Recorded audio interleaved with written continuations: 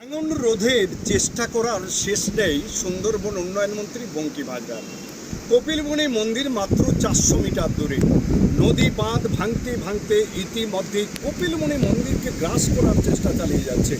যেটুকু জানিয়ে রাখা ভালো, গত বছর গঙ্গাসাগর মেলার আগে থেকে শুরু হয়েছিল জাপানি মণ্ডলে 16 কোটি টাকা ব্যয়ে এই প্রজেক্ট, অর্থাৎ গঙ্গাসাগরকে রক্ষা করার একটা সিদ্ধান্ত।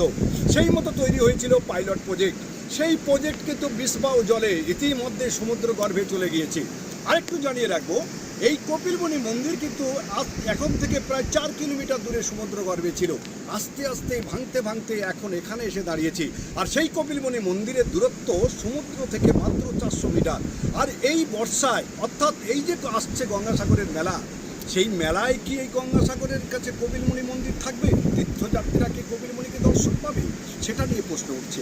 আর সেই প্রশ্নের সম্মুখীন হয়ে সুন্দরবন উন্নয়ন মন্ত্রী বঙ্কিম হাজরার নেতৃত্বে আজ সেচ মন্ত্রী ইতিমধ্যে এই এলাকায় এসেছেন বিভিন্ন বিধায়ক, সুন্দরবন উন্নয়ন মন্ত্রী নিজে, এবং সঙ্গে রয়েছেন জেলা শাসক। তাদের একটাই চিন্তা, এবারে 18 কোটি টাকা ব্যয়ে একটি পাইলট প্রজেক্ট করা হচ্ছে যে কপিলবনি মন্দিরকে রক্ষা করতে পারবে। কিন্তু সমুদ্রের কাছে কি এই পাইলট প্রজেক্ট টিকবে? সেটাই লক্ষ টাকার প্রশ্ন থেকে যাচ্ছে।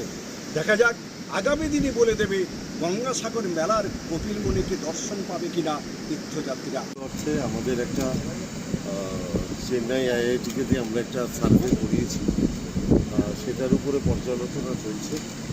রাজ্য সরকার, তার মাননীয় মুখ্যমন্ত্রী মমতা বন্দ্যোপাধ্যায়, তিনি নিজে ব্যক্তিগতভাবে খুব উদ্বিগ্ন।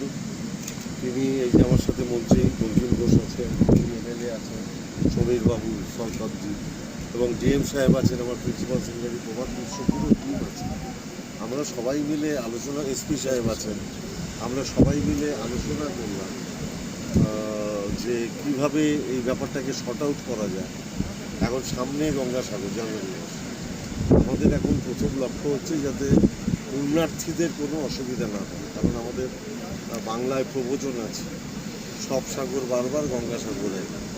স্বাভাবিকভাবেই বাংলার মাননীয় মুখ্যমন্ত্রী পুণ্যার্থীদের যাতে কোনো অসুবিধা না হয়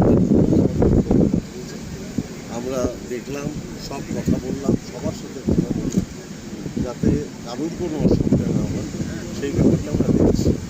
আর আমরা অ্যাট এনি কস্ট কপিলমুনির আশ্রমকে বাঁচাবো। কারণ আপনারা জানেন যে ইউনেস্কোর কাছেও বাংলার মাননীয় মুখ্যমন্ত্রী আবেদন করেছেন এটি যাওয়ার জন্য। দক্ষিণ 24 পরগনার গঙ্গাসাগর থেকে পাপাই মণ্ডলের সঙ্গে গোপাল শীলের রিপোর্ট, প্রাইম টিভি।